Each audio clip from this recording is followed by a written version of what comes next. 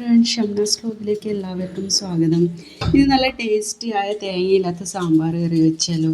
അതിനുവേണ്ടി വലിയ 2 തക്കാളി, പകുതി ഉള്ളി, കുറച്ച് കറിവേപ്പില, 2 പച്ചമുളക്, ചെറിയ പീസ് ഇഞ്ചി, 4 അല്ലി വെളുത്തുള്ളിയാണ്. പിന്നെ എടുത്തതെന്ന് വെച്ചാൽ ഞാൻ 3 സ്പൂണ് മല്ലിപ്പൊടി, 2.5 സ്പൂണ് സാമ്പാർ പൊടി, ചെറുജീരകം, വെള്ള ജീരകം അല്ല 1/4 ടീസ്പൂൺ മതി, 1/4 ടീസ്പൂൺ മഞ്ഞൾപ്പൊടി, 2 സ്പൂൺ കാശ്മീരി ചില്ലി പൊടി. പിന്നെ എടുത്തതെന്ന് വെച്ചാൽ 2 അല്ലി കറിവേപ്പില.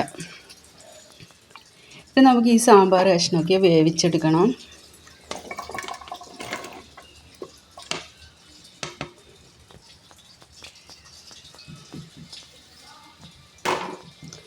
വേവിച്ചെടുക്കുമ്പോൾ അതിലേക്ക് നമ്മൾക്ക് ഒരു 1/4 ടീസ്പൂൺ മഞ്ഞൾപ്പൊടി മാത്രം ചേർത്ത് വെച്ചാൽ മതി.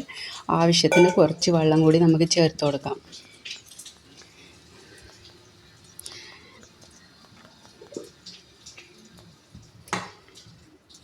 പിന്നെ ഇതിലേക്ക് നമുക്ക് നമ്മുടെ മസാല, മുറിച്ച് വെച്ച മസാലയൊക്കെ നമുക്ക് ഇട്ട് കൊടുക്കാം.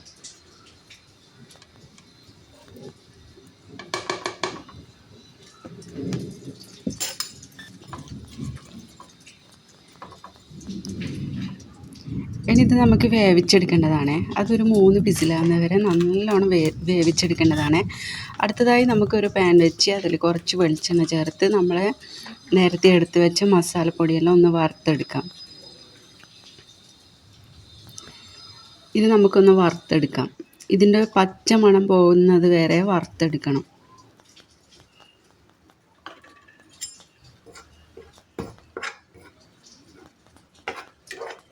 നന്നായി കരിയാനും പാടില്ല. ഒരു മിനിമം നമുക്കിത് വറുത്തുകൊണ്ടേയിരിക്കുമ്പോൾ നല്ലൊരു മണം വരും. അതുവരെ വറുത്തെടുത്താൽ മതി.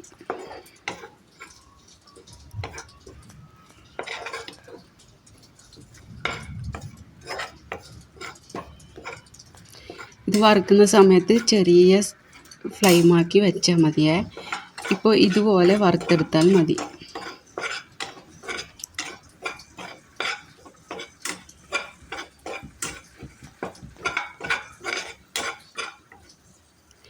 ഇനി ഇത് നമുക്ക് ഒന്ന് അരച്ചെടുക്കണം.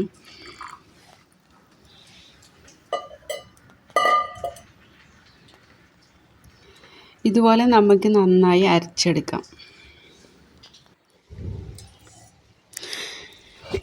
ഇനി ഇതിലേക്ക് നമുക്കൊരല്പം വെള്ളം ചേർത്തിട്ട് ഇതൊന്ന് നന്നായി ഇളക്കി കൊടുക്കാം. ഞാൻ ഇതിലേക്ക് പുളിയൊന്നും ചേർത്ത് കൊടുക്കുന്നില്ല. ഞാൻ വലിയ 2 തക്കാളിയാണ് ചേർത്ത് കൊടുത്തത്, അതുകൊണ്ടാണ് പുളി ചേർത്ത് കൊടുക്കാത്തത്. ഇനി നമ്മുടെ ഇപ്പോൾ സാമ്പാർ പീസൊക്കെ നന്നായി വെന്തിട്ടുണ്ട്. ഇനി നമുക്ക് ഈ മിക്സഡ് നമുക്കിതിലേക്ക് ചേർത്ത് കൊടുക്കാം. ഇതുപോലെ നിങ്ങൾ തീർച്ചയായും ഒന്ന് ട്രൈ ചെയ്ത് നോക്കണം. നല്ല ടേസ്റ്റ് ഉണ്ടായിന്. ഇതിൽ പരിപ്പ് പോലും ഞാൻ ഉപയോഗിച്ചിട്ടില്ല, അത്രയും നല്ല ടേസ്റ്റ് ഉണ്ടായിന്. ഇതുപോലെ നന്നായി മിക്സ് ചെയ്ത് കൊടുത്ത് ഒന്ന് നല്ലോണം തിളക്കാൻ വേണ്ടി വെക്കണം.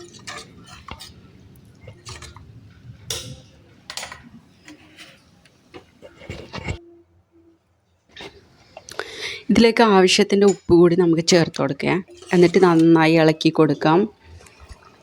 ഇപ്പം നന്നായി തിളച്ചിട്ടുണ്ട്. ഇപ്പം ഇതിന് നല്ലൊരു മണമൊക്കെ വരുന്നുണ്ട്.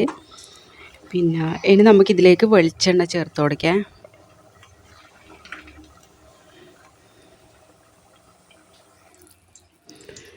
ഇതിലേക്ക് ഒരല്പം കടുകും, ഒരു 1/4 ടീസ്പൂൺ കടുക് മതി കേട്ടോ.